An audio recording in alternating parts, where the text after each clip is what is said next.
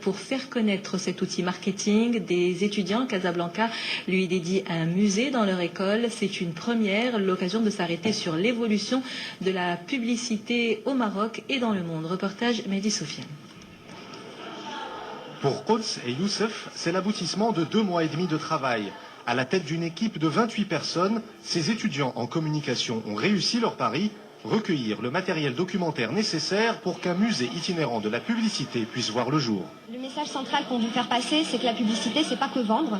La publicité, c'est aussi de l'art, c'est de la créativité, c'est de l'inventivité. Et c'est ça le message qu'on a voulu transmettre, c'est qu'on peut être inventif dans la pub, on peut faire des choses extraordinaires. C'est un format qui est assez original, qui est différent du film ou de la série. C'est un condensé de créativité où il faut utiliser des concepts puisés dans tout ce qui est culturel pour présenter un message humoristique, drôle et sympa. Les affiches exposées proviennent des 4 coins du monde. Les étudiants de cette école de communication à Casablanca ont pu découvrir des messages publicitaires inventifs et visuellement marquants.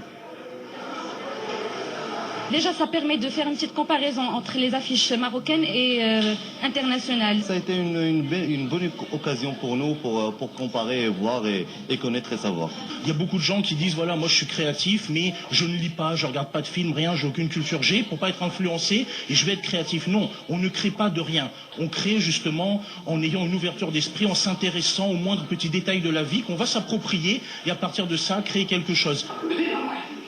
Une petite séquence nostalgie était au programme avec la projection de spots des années 60, une manière de mesurer tout le chemin parcouru en termes de conceptualisation des messages publicitaires.